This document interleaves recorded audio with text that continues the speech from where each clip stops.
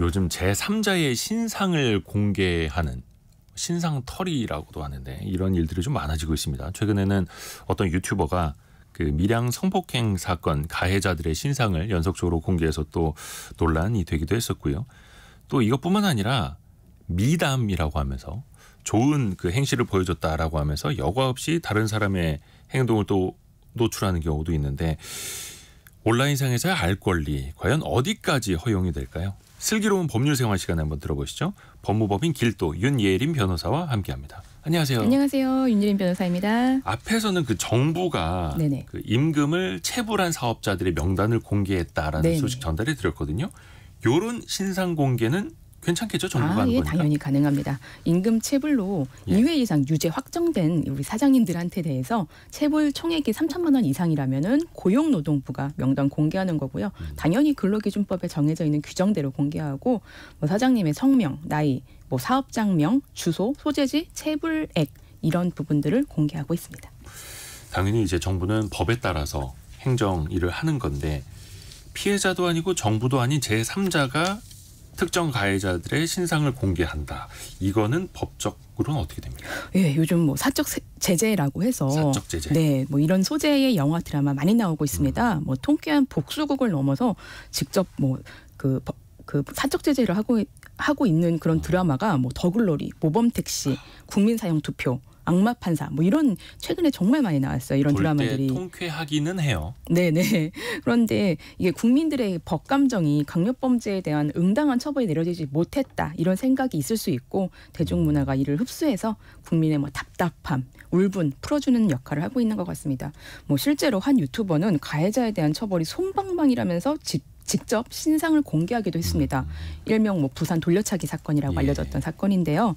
이 가해자의 신상을 공개했습니다. 피해자가 수사기관에 가해자에 대한 신상 공개를 요청했으나 받아들여지지 않자 해당 유튜버가 가해자의 신상을 공개해버린 것이에요. 그래서 전과나 이름, 얼굴 사진, 뭐 생년월일, 키, 혈액형, 신체의 특징까지 모두 공개해버렸습니다. 또 뭐 디지털 교도소 저희 몇 년 전에 이슈가 됐었잖아요. 네. 개인이 가해자의 신상 정보를 공개해버렸는데 여기에 범죄자가 아닌 사람의 신상까지 유포되고 가해자로 지목된 대학생이 뭐 본인의 개인 정보를 삭제해 줄 것을 요청했으나 받아들여지지 않자 스스로 뭐 회상을 등지는 일이 있기도 하였습니다. 또 뭐 우리 양육비 지급하지 않은 부모들 신상 공개한 배드파더스 있었습니다. 네. 예, 이렇게 사적 제재, 뭐 가해자의 신상을 공개하는 이런 상황에 대해서 헌법은 당연히 이를 허용하지 않는다고 규정하고 있습니다. 헌법 제12조 1항은 법률과 적법 절차에 의하지 않은 처벌은 허용되지 않는다라고 규정하고 있습니다.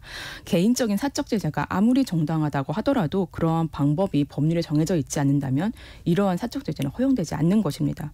그래서 이 처벌 어떻게 이루어지고 있는지 좀 말씀드리면 방금 말씀드린 배드파더스 좀 사례를 말씀을 드려볼게요.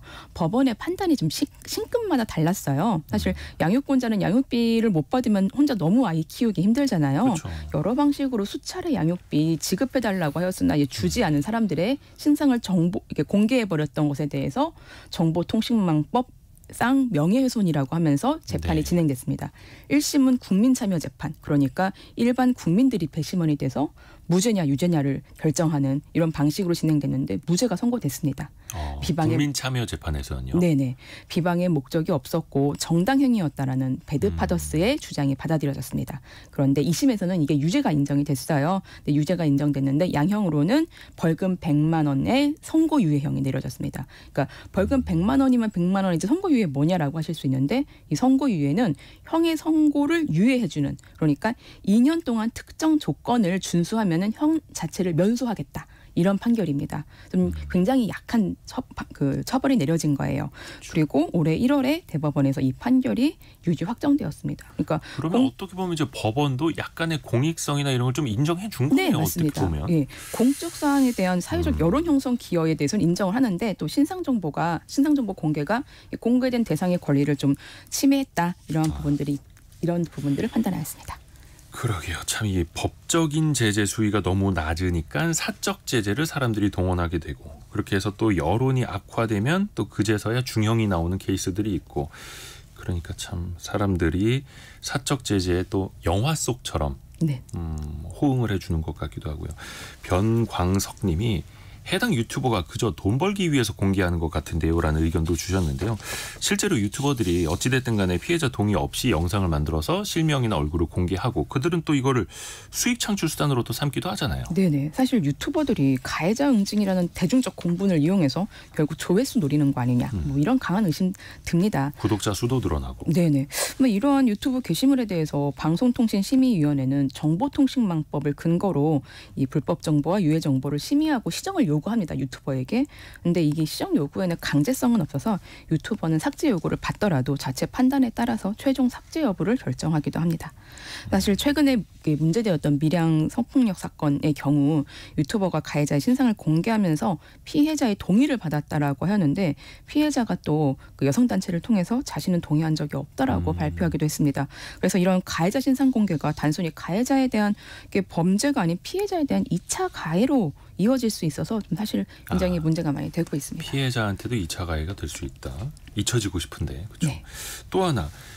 신상 공개를 하다가 또 이제 그 헛다리 짚는 케이스들도 있어요. 네네네. 정말로 억울하게 피해자가 되는, 그러니까 본인이 가해자가 아니었는데 가해자로 몰리는 케이스가 이제 생기는 거죠. 네. 만약에 그렇게 억울한 케이스가 됐다면 이거 어떻게 해야 됩니까? 예. 사실 이 지금 방금 말씀드렸던 밀양 사건에서 이제 또 엉뚱한 시민이 가해자의 여자친구로 지목되면서 아주 곤혹을 치르고 있습니다.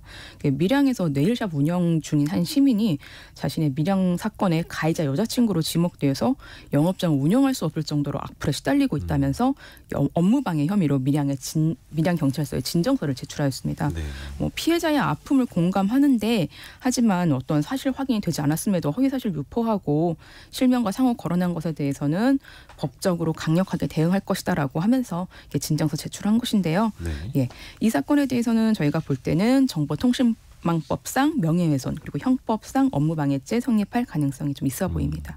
예, 온라인상 명예훼손 당했을 때는 정보통신망법상 명예훼손으로 고소가 가능합니다. 이 정보통신망법에서는 사람을 비방할 목적으로 정보통신망에 인터넷이라 뭐 이렇게 정보통신망을 통해서 공공연하게 사실을 드러내어 다른 사람의 명예를 훼손했을 때는 3년 이하의 징역에 처하거나 3천만 원 이하의 벌금 그리고 거짓된 내용을 올렸다면은 7년 이하의 징역, 10년 이하의 자격정지, 5천만 원 이하의 벌금에 처하도록 규정하고 있습니다. 요거는 이제 형사 재판이고 네, 나중에 피해 본 거에 대해서 또 민사 소송도 걸 수 있잖아요. 맞습니다. 당연히 손해배상 받을 수 있습니다.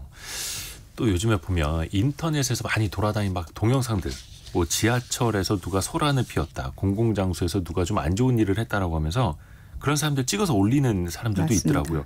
근데 또 얼굴이 여과 없이 또 공개가 되잖아요. 네네. 이럴 땐 어떻게 됩니까? 예, 그러니까 이런 분들 영상 올라오면 정말 며칠 만에 여기저기 너무 많이 퍼져나가잖아요. 엄청 퍼지죠. 네, 게시자가 악의가 없어도 다른 사람에 대한 영상을 배포하는 것은 일단은 명예훼손 문제가 발생할 수 있습니다. 뭐 대부분 술에 취해서 좀 이상한 행동을 한다거나 남에게 피해를 주는 행동을 했던 거잖아요.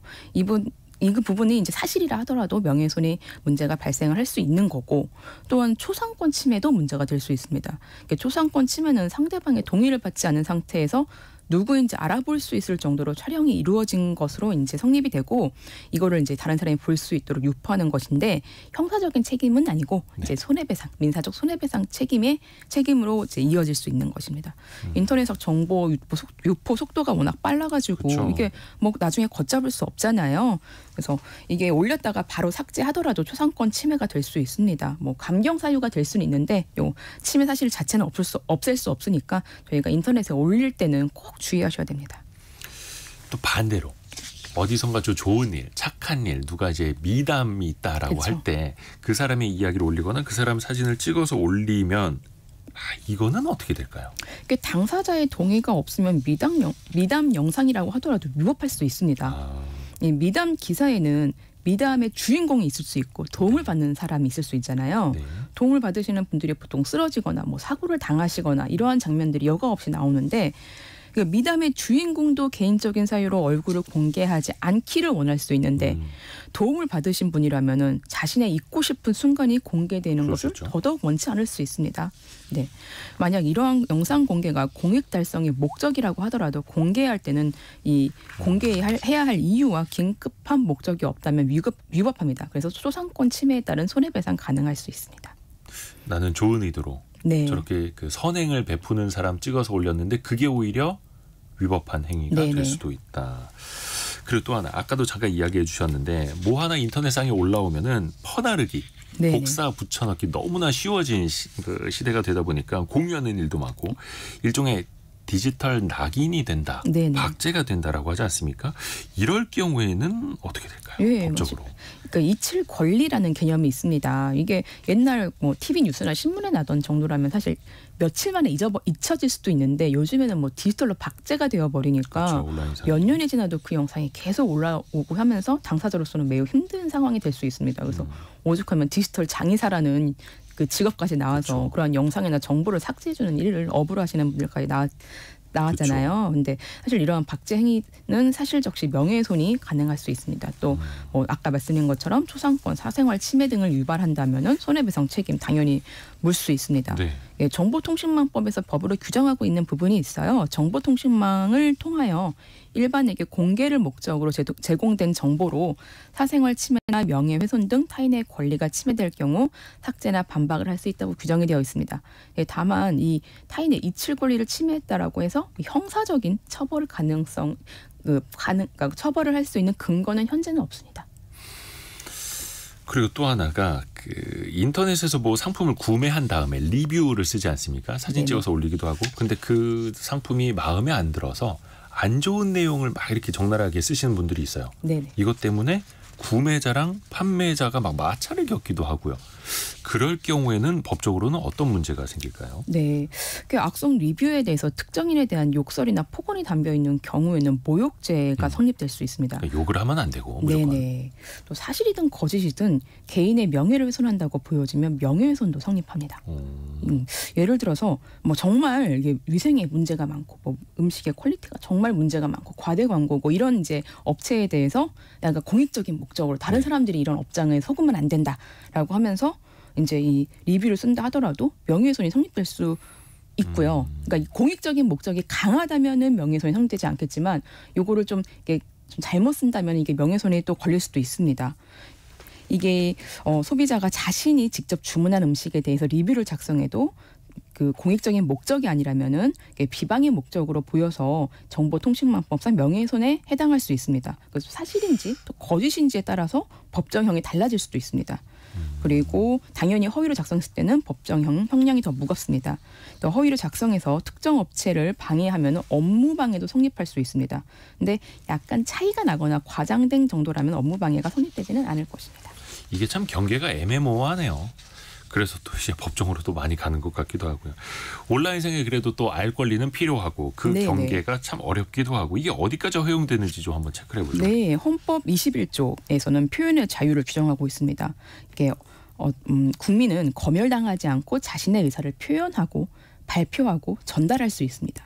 여기서 중요한 것은 공익적 목적이 있을 수 있어요. 공익적인 목적. 네, 정보를 공개하는 것이 공익을 위해서 필요한 것인지 비공개를 하여서 개인의 사생활을 보호하는 것이 더 이익인지를 이 두 가지를 놓고 판단을 하는 거죠. 어느 것이 더 중요한가, 어느 것이 더 무거운 것인가. 그래서 이걸 따져야 됩니다. 그래서 이렇게 생각을 해보면은 뭐 알 권리를 목적으로 상세한 개인사까지 미주알 고주알 너무 자세하게 이야기를 해서 공론화하는 것은 언론의 자유를 벗어난 행위라고 판단이 될 가능성이 높게 됩니다. 그러니까 그런 일부 유튜버들 케이스도 이게 공익성이 있느냐 아니면 또 사익을 추구한 것이냐 이것도 쟁점이 될 수 있겠고요. 그렇죠. 뭐 유튜버가 공개할 때 이 사람이 얼마나 좀 악행을 저질렀나 이런 부분들 정도만 공개하는 것이라면야 뭐 괜찮을 수 있는데 뭐 언론에 나온 내용을 정리를 쫙 해서 공개하는 것이야 괜찮을 수 있는데 개인의 얼굴이라든가 이름, 뭐 나이, 사는 곳 이런 것까지 디테일하게 하는 것은 사실 개인의 사생활 보호 부분에 있어서는 좀 문제가 될 수 있는 부분이잖아요. 그러니까 어떤 것이 더 큰지를 늘 비교해서 그 판단을 해야 합니다. 법무법인 길도의 윤예림 변호사와 함께했습니다. 고맙습니다. 감사합니다.